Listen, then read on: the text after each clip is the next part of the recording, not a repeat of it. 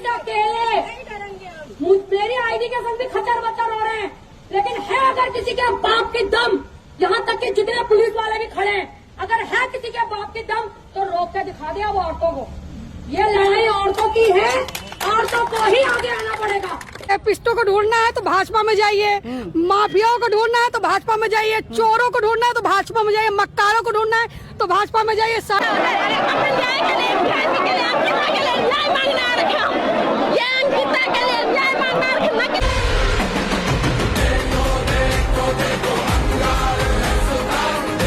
अंकिता भंडारी कोई बड़ी नेता नहीं थी, न किसी ताकतवर घराने से आती थी। वो एक सामान्य परिवार की लड़की थी जो मेहनत करके अपनी जिंदगी को बनाना चाहती थी। घर की जिम्मेदारियां थी, सपने थे और सम्मान से जीने की चाह थी।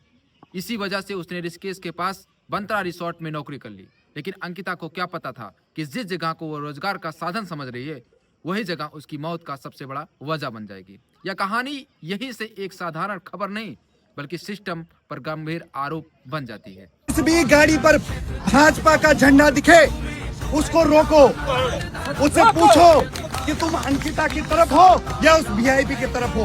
अगर वो मौन रहे तो मुंह काला कर दो उसका। बंतरा रिसोर्ट का मालिक पुलकित आर्य था, जो एक प्रभावशाली बीजेपी नेता का बेटा है। आरोप है कि अंकिता पर दबाव बनाया गया कि रिसोर्ट में आने वाले वीआईपी मेहमानों को स्पेशल सर्विस दे। यह सिर्फ नौकरी का सवाल नहीं था, या उसकी अस्मिता का सवाल था। अंकिता ने साफ इनकार कर दिया।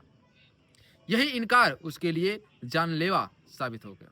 सवाल यह है कि क्या एक लड़की गलत के सामने खड़ी होती है तो क्या सिस्टम उसे सुरक्षा देता है या उसे कुचल देता है। अभी भाजपा का ठगी नेता है, बाहर आ जाओ, सर्विस ना दूंगी तुम्हें। सुना बहन?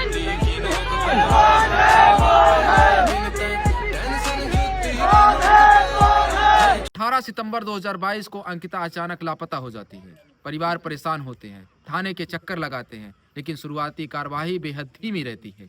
अगर यह किसी रसूखदार की बेटी होती तो क्या पुलिस इतनी सुस्त होती? 6 दिन तक अंकिता का कोई पता नहीं चलता।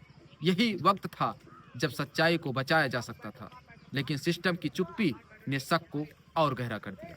ये भी जवान है और ये भी जवान है। ये सरकार के पैरों तले दबे हुए हैं, पर ये जवान अपनी भावनाएं व्यक्त कर रहा है। आंखों में आंसू हैं। आज जो देश बचाने के लिए लड़ा था, आज सड़कों पर इस राज्य बचाने के लिए लड़ रहा है। देने के लिए लड़ना पड़ रहा है। वो सड़ी करी है सरकार की वजह से, महिला विरोधी सरकार। हामी को तो शर्म नहीं। बोलता तो सैनिक पुत्र हो, सैनिक पुत्र रहता तो इन सैनिकों के बारे में सोचता कभी। 18 सितंबर को अंकिता की लाश चीला नहर से बरामद होती है। पूरा देश गुस्से में आ जाता है। लोग सड़कों पर उतरते हैं, न्याय की मांग होती है। सरकार कार्यवाही दिखाने के लिए रिसोर्ट पर बुलडोजर चलवा देती है। लेकिन यहीं से एक नया सवाल पैदा होता है, क्या बुलडोजर इंसाफ था या साबुत मिटाने का जरिया? क्या जल्दबाजी में सच्चाई को हमेशा के लिए दबा दिया गया, या दृश्य न्याय से ज्यादा राजनीति संदेश पैदा करता है? भारतीय जनता पार्टी के नेताओं ने हमारी माँ बहनों का अपमान किया है। अंकिता भंडारी का बलात्कार करके हत्या की है। भारतीय जनता पार्टी का शीर्ष नेतृत्व इसमें इन्वॉल्व है। भारतीय जनता पार्टी का राष्ट्रीय महामंत्री और उत्तराखंड का प्रभारी इस पूरे मामले में इन्वॉल्व है।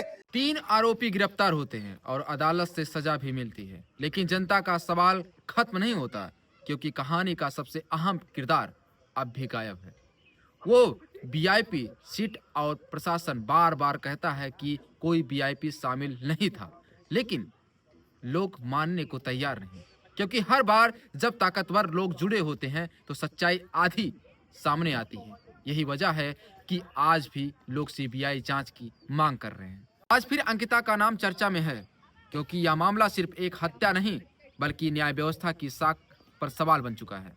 इसे धर्म और राजनीति में घसीटने की कोशिश हो रही है, लेकिन सच्चाई साफ है, अपराध का कोई धर्म नहीं होता है।